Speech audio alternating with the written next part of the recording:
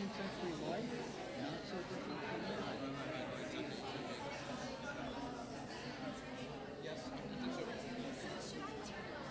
I titled this Origins of an Essay on Kirchner's 1915 Self-Portrait as a Soldier.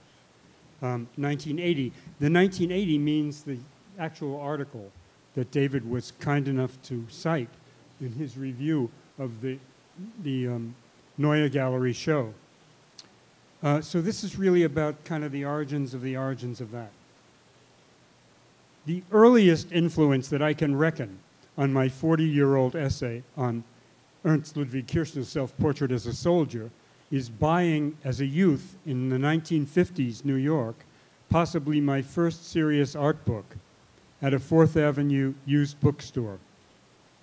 This was Alexander Romm's Matisse, published in Moscow in 1937, a hot ticket for an early teenager during the Cold War. I'll start by saluting Romm for first introducing me to Matisse when I didn't even know what bourgeois meant, and then later for his even-handed and astute critique. When David Carrier asked me to join him this evening in speaking, after cordially citing my old article in his Hyperallergic review of the recent Kirchner show, I decided to talk about the deeper as well as the more culture-historical origins of my Kirchner essay. First, about personal background influences, then about the painting in the context of French Fauvism versus Germanic Expressionism, and books that influenced my thinking on that, plus some consequent reflection. Why bring up Matisse and Fauvism in regard to Kirchner's self-portrait as a soldier? Because the opposition between Kirchner as an expressionist and Matisse as a Fauve is a perfect case of Northern versus Mediterranean culture in Europe, including butter versus olive oil and beer versus wine. Thus, my very first actual move in the direction of the article was a short text for the first issue of Art Right magazine, which has just now published the whole series, again in one volume. In 1973, that was, the first issue. It's about that basic distinction, though my single paragraph is vexed by a typo that makes it all but inscrutable, for I myself was then vexed too. At the time, I was desperately trying to finish my dissertation while teaching and writing criticism regularly for Artforum, so that this is already a case of expressionism in that my vexed output was reflecting my vexed outlook. My Art-Right paragraph quoted a point from Jacob Burckhardt's Civilization of the Renaissance in Italy, intending to show that Burckhardt, the great early modern art historian Heinrich Wölfflin's own history teacher, already understood the cultural importance of the North-South divide. Interested in the high-low of culture, I also liked being able to blurt out evidence of Wölfflin's debt to his teacher in the first issue of the new zine. Wölfflin, after all, was the art historian who, as early as 1888, had declared, "We judge every object by analogy with our own bodies." That idea likely derives from Schopenhauer, but in front of this unique Kirchner, the point is how the work's high-voltage, empathetic pressure on the spectator concerns not only part of another person's body, but the very operative arm of the artist, conceived as bereft by nightmarish amputation of its painting hand.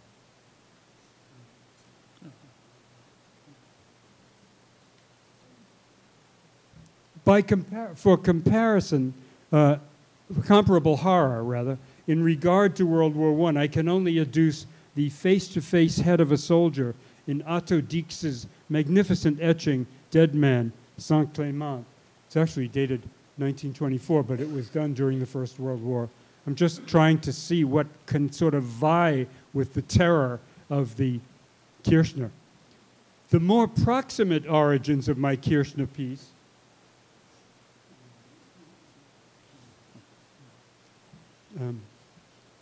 go back to a lecture on expressionism and form in this very auditorium in October of 1975. Then came a lecture devoted to the self-portrait at Yale in 1977, and again in 78 at the Whitney Independent Study Program, and finally in 1980 at the Society of Fellows in the Humanities at Columbia. As editor-in-chief of Artforum in those years, I cared more about painting, especially abstract painting, than was fashionable, while my concern with expressionism as such affiliated with John Dewey's appeal to expression as a matter of freedom. I remember, for instance, encouraging an artist friend to broaden his, to me, incessantly narrow bands by experimenting with wider brushes, experimentation being itself a characteristic Dewey technique. But the arrival of the money people in town, circa 1980, began to disrupt life. In my case, the magazine was sold out from under me. I had had complete editorial freedom before. It's no joke that circumstances gave me personal insight into the Lower East Side neo-expressionist sensibility that was at least producing screw-them paintings, despite puritanical anti-painting scolding from our often very well-heeled academic Marxist critics. Meanwhile, the postmodern avoidance of analytical criticism, blamed, of course, on the excesses of formalism, could only facilitate market manipulation, not to mention money laundering. Consider all this a screenshot of the moment of publishing the Kirchner piece. At any rate, I renovated the original studio school lecture for lectures at Princeton and Pratt in '82 and Harvard in '83, and then Donald Cuspin invited me to publish a selection of my critical writings in 1984, Historical Present. I pruned back much of the essay's text because I'd put so much of my heart into that essay that rereading the magazine version, even today, made me feel like a squeezed orange. Looking back as a defender of painting, then and now, I see problems of inhibited taste all over again. There is art that hides in irony. Don't blame me, I'm above it. And there is art that looks perfectly tailored and dumb, including insipid abstract paintings, supposedly tastefully minimal, as in Architectural Digest. Yes, back then I was defending Kirchner and Expressionism, but it's also important to understand that even the pleasant insouciance of Matisse in the Fauve Party was never a sellout either, as Alexander Romm managed to declare even under Stalin. The downscale abjection and often strident color of Kirchner and the Expressionists was something else. In 1915, it made upscale Germans hold their noses, though their grandchildren in 1980 were happy to get in on the ground floor of a sometimes sanitized revival. That a lot of money seemed to be bet on that, alongside I'm so arch Italians, only made me want to see more of what the kids were doing on the Lower East Side. Returning to Kirchner's self-portrait as a soldier in 1915 in the Oberlin College Museum, as a German expressionist painting,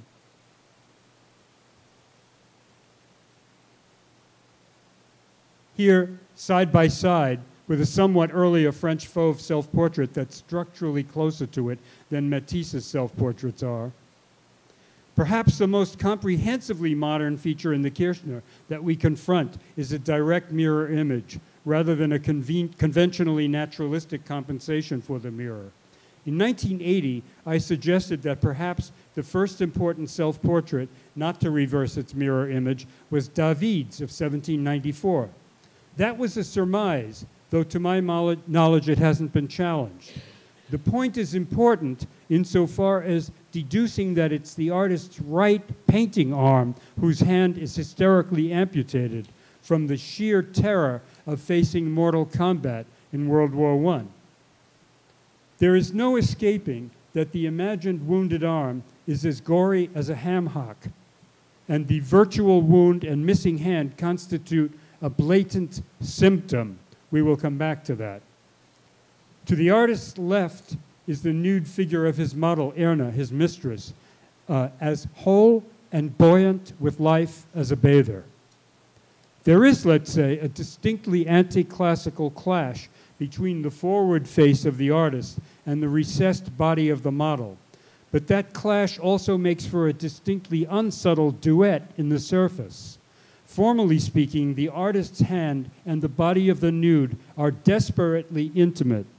The upward curves of her breasts answer the downward lines of his eyebrows, while his chin quite matches her hips. Also, the cusp-like curves of his tunic collar are paralleled by those of her groin, while his cigarette shies away as a phallic form from her private parts.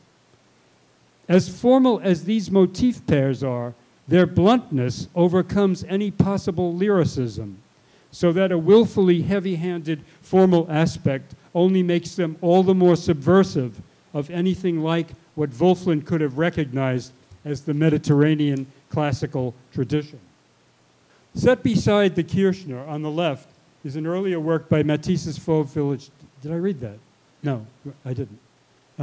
Darren. His self-portrait in the studio, that's Darren, circa 1903 on the left, from the National Gallery at Sydney in Australia. Here, a wide, steady rhythm unfolds, like a screen or accordion from left to right, from the painter's slim cantilevered palette through the torso to the suspended upper to lower arm, almost like a solo dance, with this sequence of axes echoed in shallow relief by the planes of the woodwork behind. By comparison, Kirchner's figure is powerfully constrained, as tight as a spring. In the Fauve painting, what looks like a wide, blank, white-painted window or white-primed canvas behind the artist has a counterpart in the Expressionist painting's tall, equally oddly blank, black-painted mirror or strangely black-primed canvas behind the model in the Expressionist work. Coloristically, both paintings feature a twinning of red and blue, but quite differently.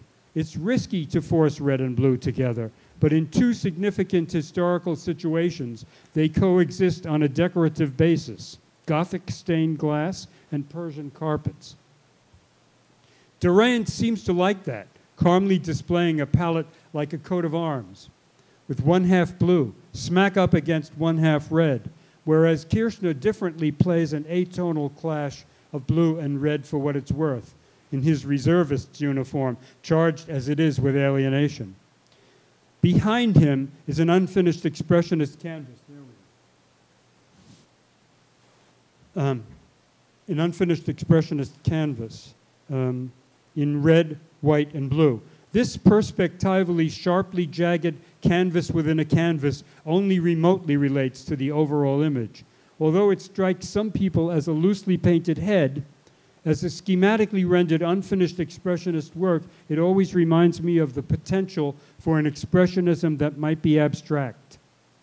This is 1915.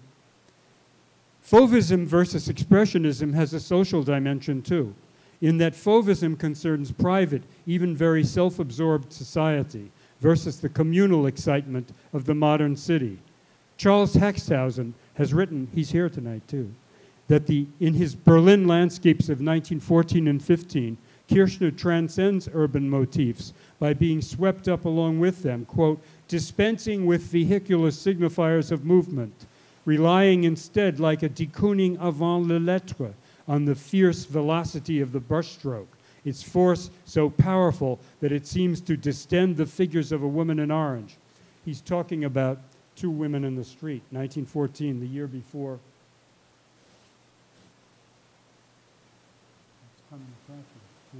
The year before the Kirchner. Compare Alexander Ramm, noticing, I should get back to this. Yes.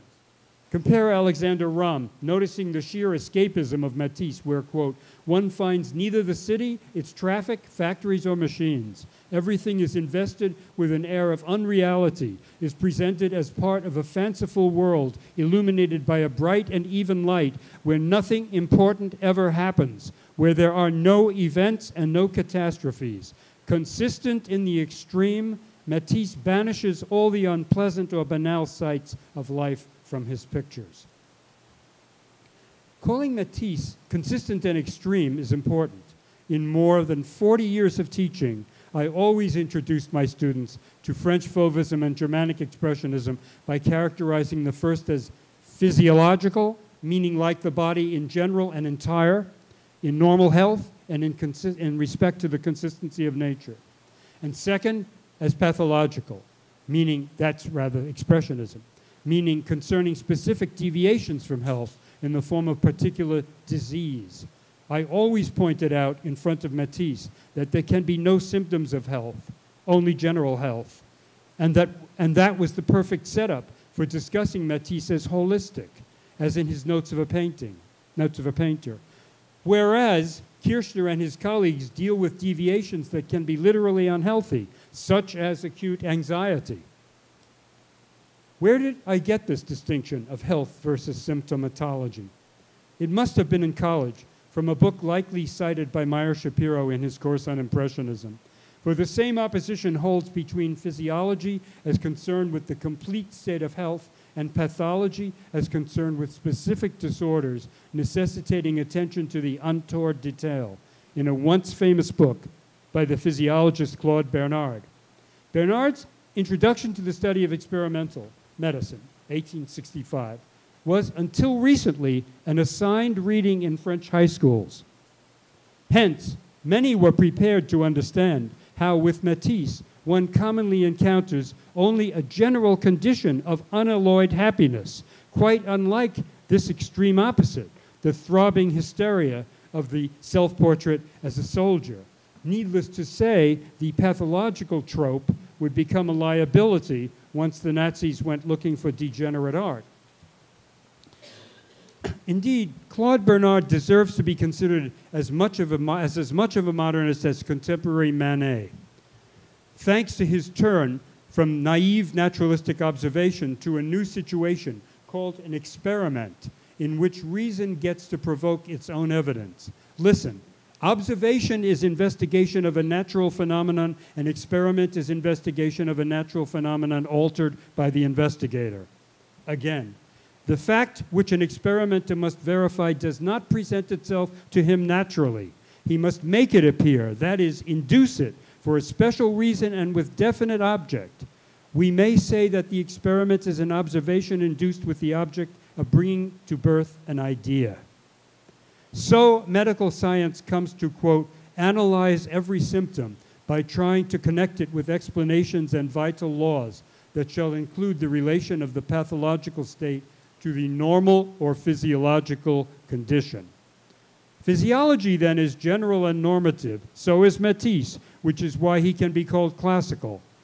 One could even relate Bernard to the contextual relativity of forms in Matisse's Notes of a Painter, where the scientist says that in the organic world, phenomena appear as results of contact or relation of a body with its environment. Indeed, if we absolutely isolate a body in our thought, we annihilate it, and in so doing, if, on the contrary, we multiply its relations with the outer world, we multiply its properties. It seems obvious that Bernard influenced John Dewey's Art as Experience, 1934, the most important American contribution to aesthetics, which also interested me circa 1980. Dewey always comes down on the side of Matisse, obviously thanks to the influence of Alfred C. Barnes, founder of the Barnes Foundation.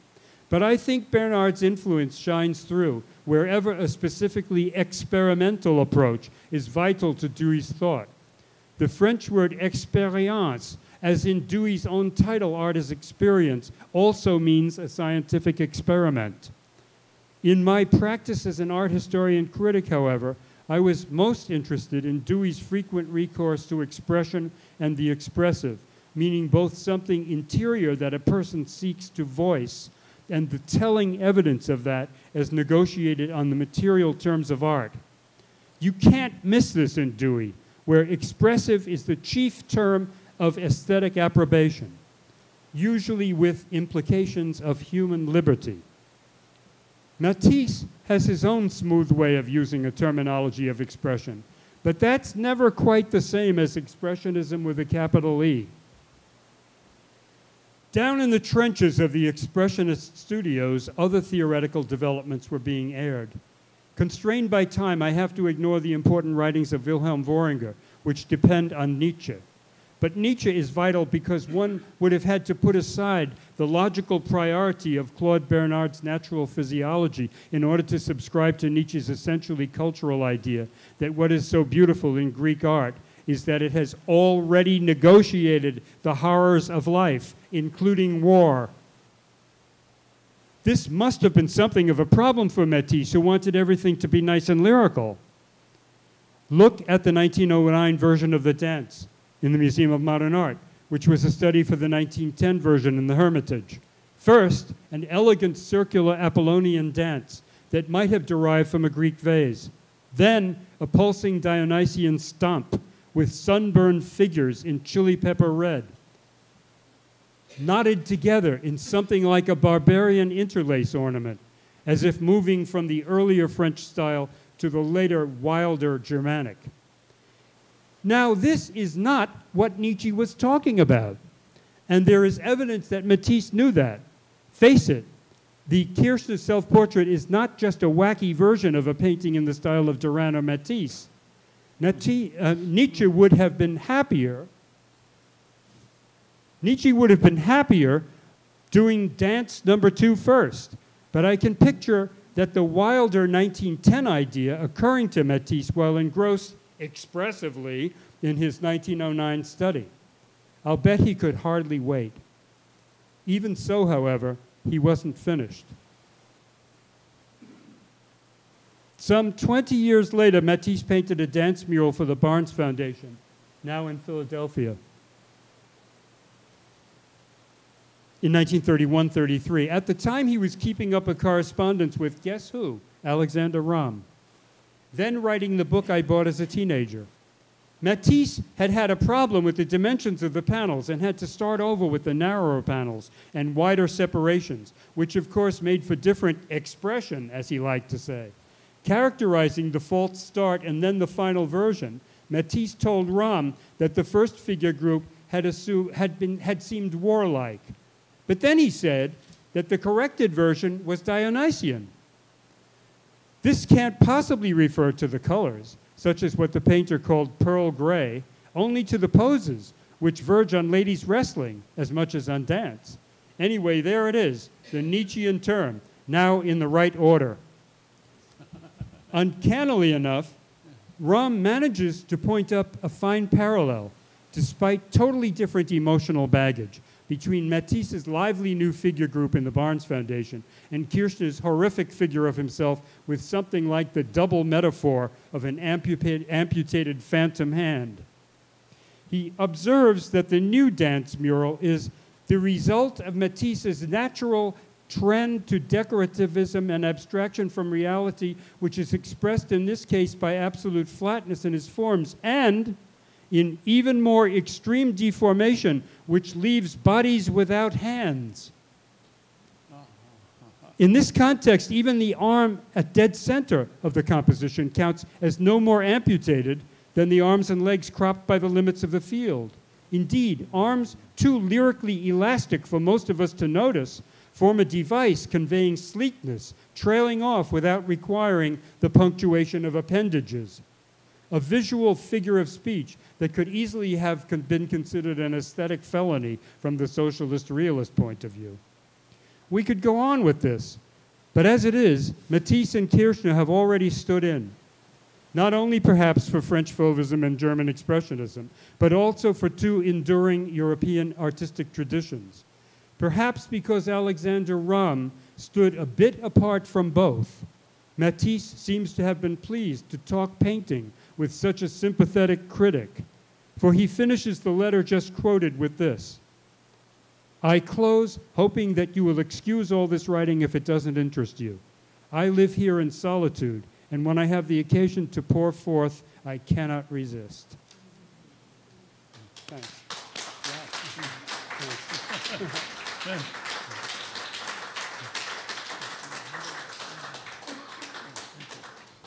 Thanks. Gosh. This is going to be great fun because if Joe's talk is very compact, mine is very centrifugal, and it's fascinating for me to see how, coming from what seemed like a related starting point, we move in such different directions, as you'll see, and I think this is fascinating. I start with 4 short stories which explain why I'm here tonight. 1, in the late 1970s, I was an assistant professor. In my spare time, I read Artforum in the library, and so I found Joseph Masheck's marvelous essays. He was editor.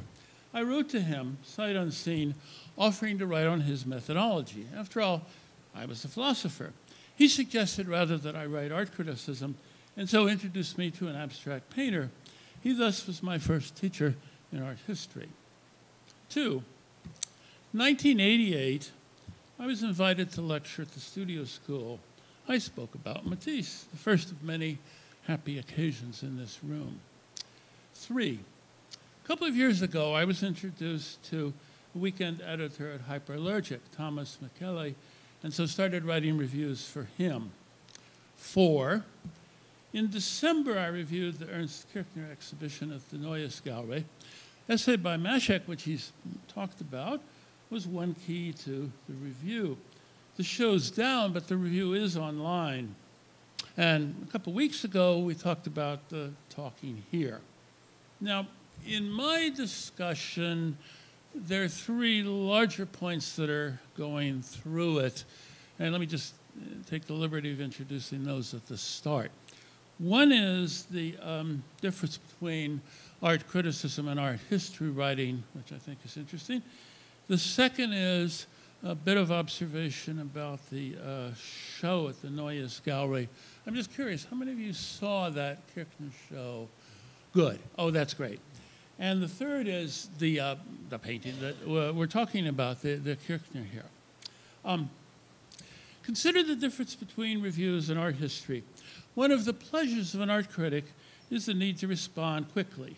First impressions is the goal. Jane Austen originally intended this to be one of her titles. Reviews are brief, and so it can be a challenge to see if the intuitions stand up when developed in more detail. A recent book about Diderot, the first major critic, says that his reviewing involved holding a conversation with himself in front of the art, and then obviously writing it down. And that's a good description of what I do also. My goal here tonight, then, is to bring you into the conversation, to pull you into my head, as it were, sharing some of my responses and also some of my doubts. Now, the first point about the Neues Gallery is the spectacular installation, particularly of the gallery at the very center that contained the painting, The Tightrope Walker. I show first an image of the setting, and no, I'm not an expert on this. My sense is that the original settings in Berlin were not quite as dramatic as this, where you can see the colors, the intense colors of the walls have a big effect. Also, I think it's significant that the Neues Gallery, compared to a lot of museums, you feel that you're rather in a box. I mean, it is a public museum, but in a sense, it has more of the feeling of an art gallery in terms of this enclosure, and also maybe in terms of being relatively small. And to show you what I mean, you see, when I look, yeah, let me go ahead a couple here. At the actual, you see Kirchner in the center here. This is the one called The Bridge. And the title comes from Nietzsche. Nietzsche was much read at this time, Zarathustra, and it was a culture hero in the Germanic world. So there you see the actual painting in isolation, and to go back here, you see the effect in the gallery. Now, my suggestion here is that part of the influence behind this is seeing a lot of contemporary art that has large fields of flat color. That is, you could look at Alex Katz here, or you could look at Robert Mangold. These settings really matter.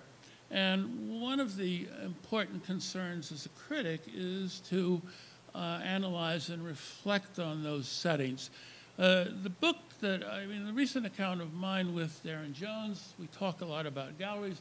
The book that most affected me is by Victoria Newhouse, whose account here I show and I recommend highly, because it really deals with this very interesting philosophical question, namely, can you separate, you see, the individual work of art from the gallery setting?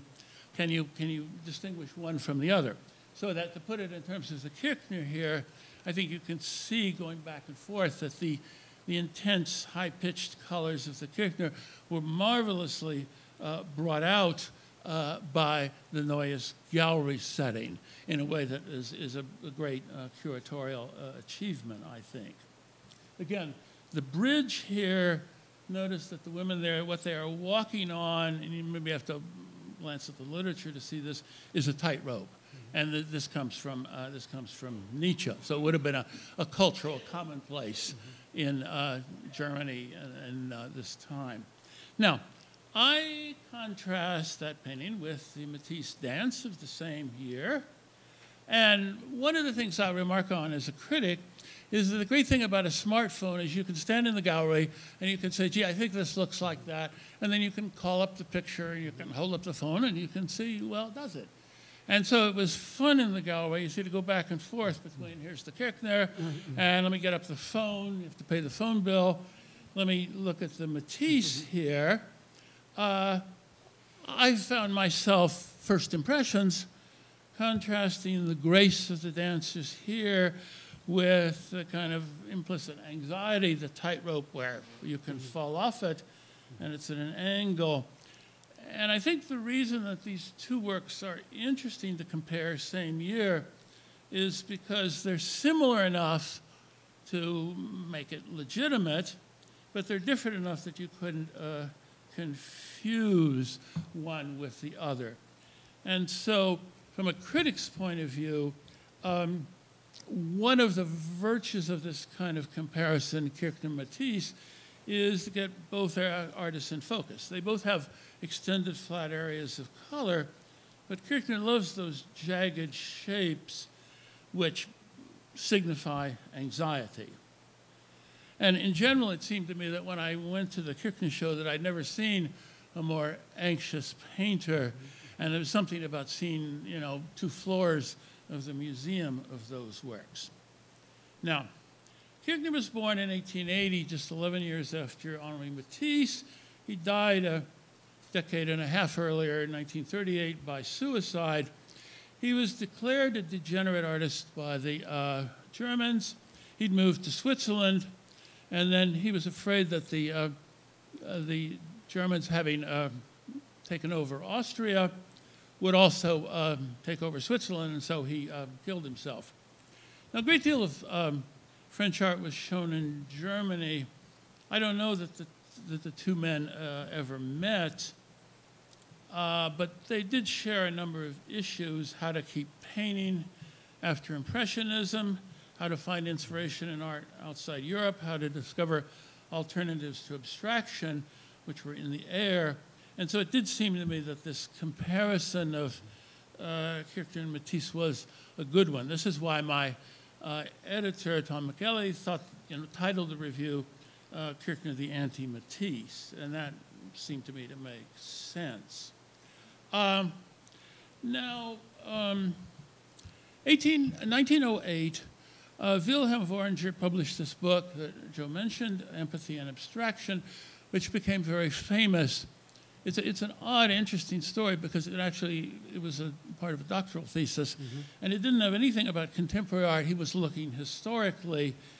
He contrasted this binary opposition, classical organic art, if you will, art of the Italian Renaissance, art of the South, art of wine rather than beer, is what our comparison, with art that abstracts from appearances and is an art of abstraction. Not abstraction a la Kandinsky necessarily, but rather, I mean, a model would have been Gothic German art as such, art that's not determinedly naturalistic. So it seemed almost inevitable, given that comparison, that it would be very natural to say that the opposition between Kirchner and Matisse is something like this opposition between empathy and abstraction. And this, you have to be careful about this, is obviously one of those counts that critics want to play on, because it gives a useful way of organizing your thinking. Again, first impressions. Now, Kirchner is a strange guy. And I want to look at some other works and try to make some sense of this. This a rather peculiar portrait, 1909, of his models and the artist there. I should also say a little bit about the Kirchner that we're discussing here.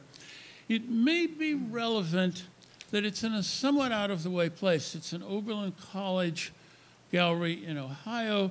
And it's interesting that it was acquired thanks to the initiative of Wolfgang Steckow, who was a German-born scholar who himself was exiled from Germany in 1936.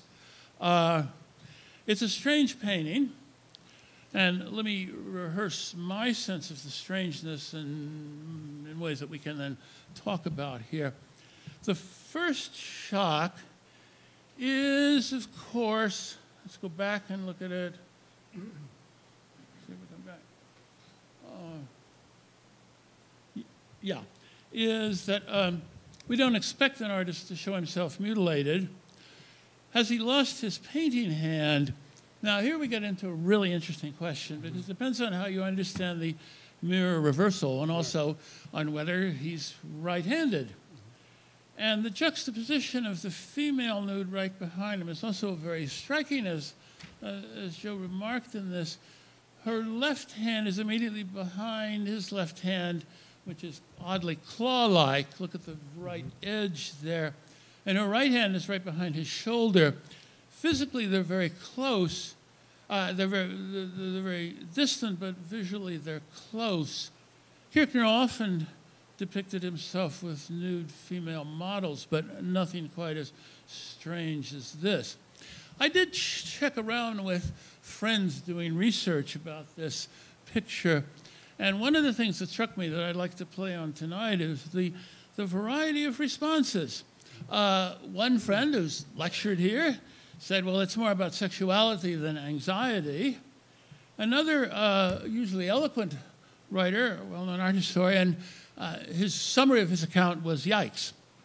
Well, it is a bizarre painting that's hard to bring in focus. It's quite peculiar. The juxtaposition all but calls for some sort of a Freudian discussion.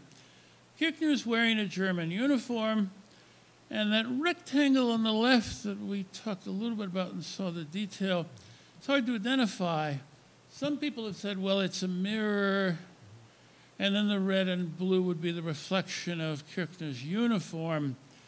And the elements on the far right, behind the black there, they're even harder, and I don't have any interesting analysis of what to say about those at all. Now, the second shock is discovering that, in fact, Kirchner was not physically injured. He volunteered for the German army. Like a lot of people, he thought this was great, but only for a few minutes. And he never got to the front. He quickly suffered a mental breakdown and was sent to a sanitarium. So this is a really odd fantasy. It's as if he wanted to imagine disaster. Maybe, you see, if you show what you most fear as if it already happened, this is a kind of way of saying, well, what could be worse than this?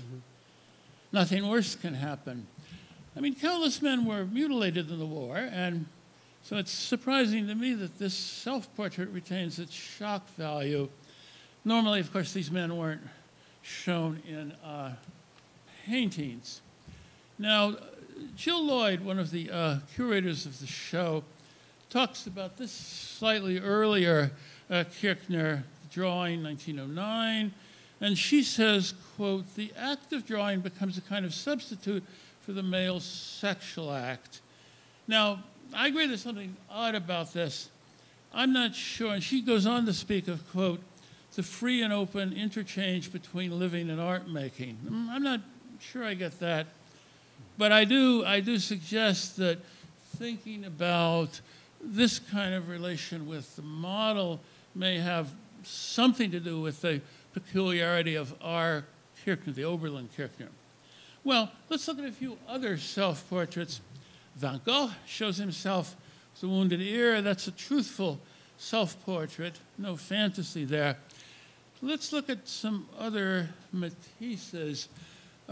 This early one, Camelino, 1903 to 4, he's very close to the model in the mirror there, but again, he puts himself in the background. It's quite different from the way that Kirchner foregrounds himself. After the Great War, Matisse, who wanted to volunteer but was too old, was 44. He moved to Nice and he did many images of the enclosed studio. Those images, this like many, show beautiful young women. Inspired by their presence, he creates a graceful artwork. And in this one, as commentators have pointed out, you have that image, a marvelous image of fertility there, of the flowering palm tree directly behind her. But it's also interesting to see how bored she is by the modeling session. Matisse holds his distance even, when he responds to the nude model. Well, we might do the comparison of Kirchner and Matisse like this. Two ways of handling anxiety. That is, like Kirchner, Henri Matisse was highly anxious. One of the odder episodes is he had an intense fear during the war years that he would go blind. No particular evidence of this. And so he considered that he would support his family by playing the violin, which he practiced obsessively, drawing all the neighbors crazy, playing the violin and violin. This painting is not a self-portrait, but I mean, it is interesting in relation to that fantasy. There's the back-turned violinist.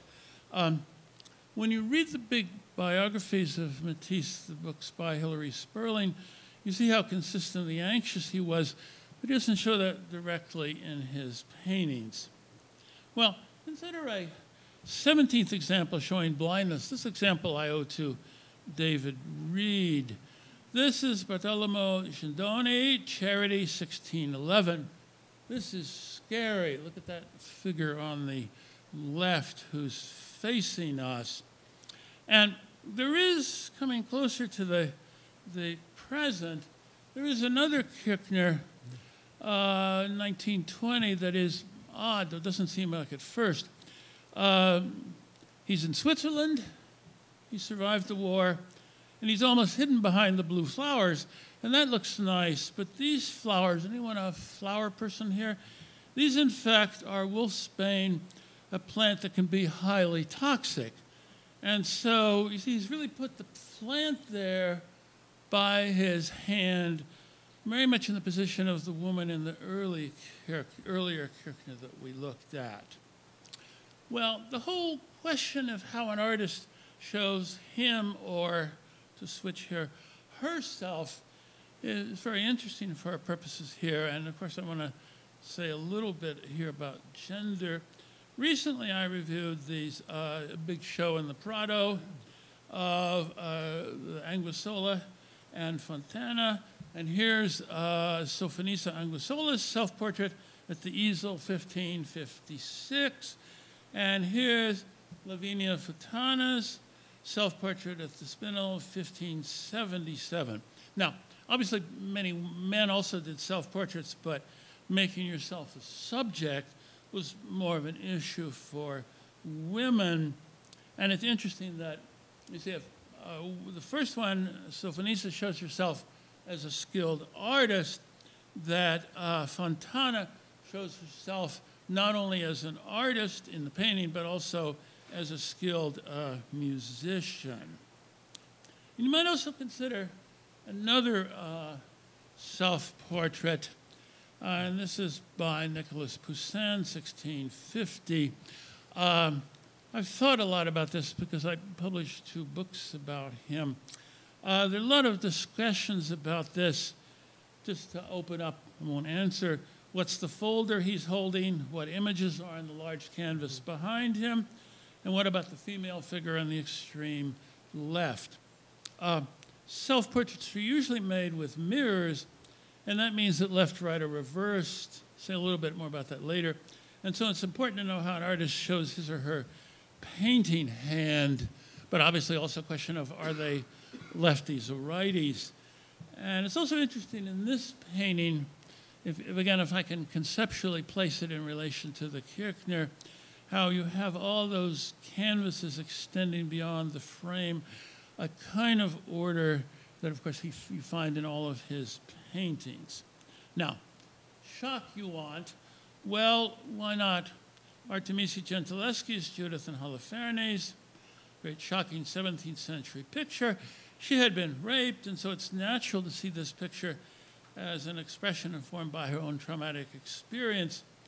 It is a common theme, but it is arguable that it had to seem different for her than it would have for the male Baroque artist. Now, when I thought about the Kirchner, I thought, well, it's interesting. I find this work shocking, and at this late point in history, when after all we've seen a lot of shock, and where would I look?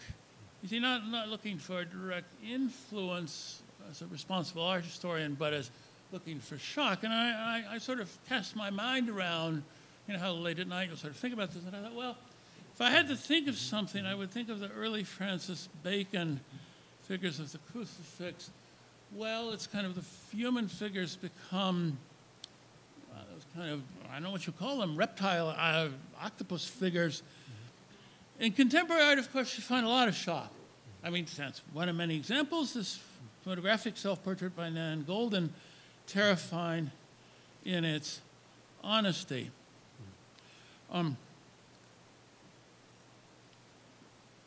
So this topic of trauma and Kirchner is a difficult and a very hard one. And I would offer the hypothesis, again, I would like you to discuss, almost at the end here, that it's peculiarly hard to get this in focus and to get a sort of agreed response. Maybe issues of gender, issues of personal experience come in. Kirchner, it seemed to me, showed himself to be anxious often. Look at this self-portrait as a sick man. Again, a peculiar idea as sick, and this is something you want to show. And again, you see, I contrast Matisse, this later Matisse. What Matisse creates, and I think this is very fascinating, is a self-enclosed setting that excludes the external world. So there he is, making the work of art, and the model, the source of that work, is being done on the easel. This is the mise en abîme, this is the infinite regress. And one way to play it in relation to Kirchner here is it does seem to me that excluding the external world is a way of controlling anxiety, is a way of creating this self-controlled fiction that the artist exists, as it were, in a self-sufficient world. Now, some of these Matisses, the most extreme cases are the drawings. This is not a very good slide, but you can see that. Look at the bottom right there. You are seeing him draw the very drawing that we're looking at, as if you've been taking it, as if you're right-handed, if you're righty, you have become Matisse, and you're looking at the model. You are, you see, caught in that world from which there is no exterior to.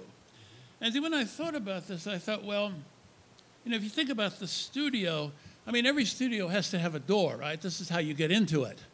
But what Matisse wants, you see here or here, go back to that,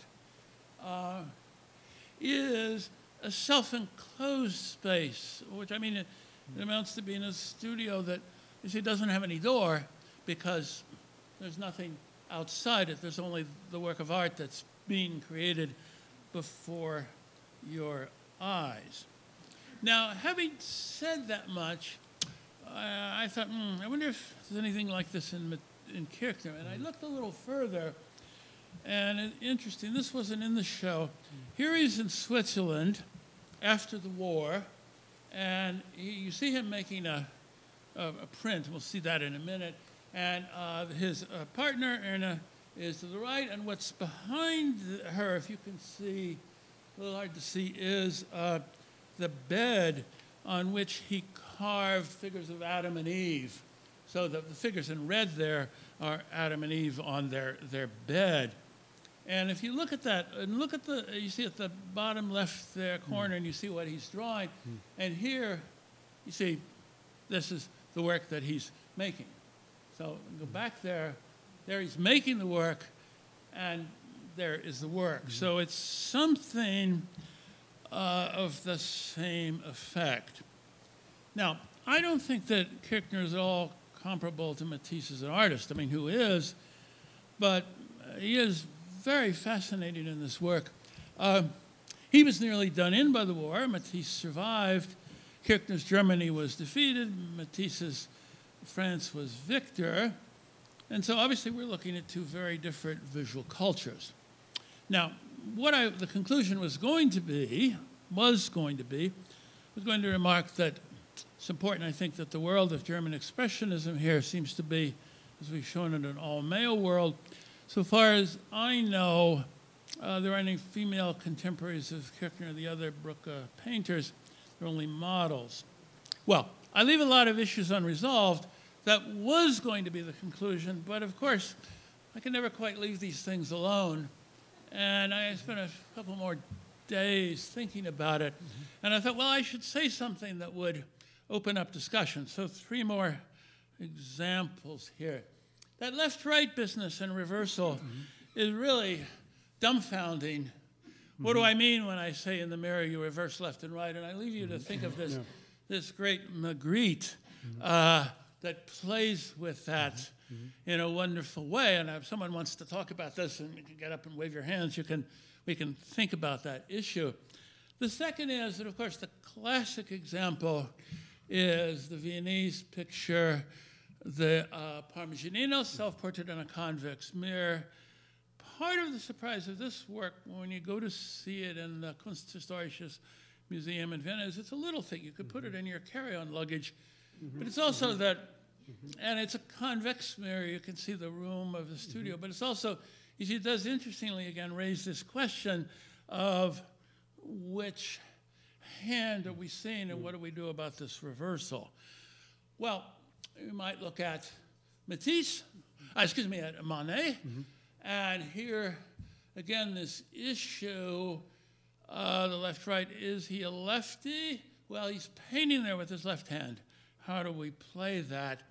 Well, that's very serious, but I have to admit, and this may seem strange, that at the end I found a more surprising work that is a really stunning discussion, a really stunning issue of all this, and this is here. This is Norman Rockwell doing his self-portrait.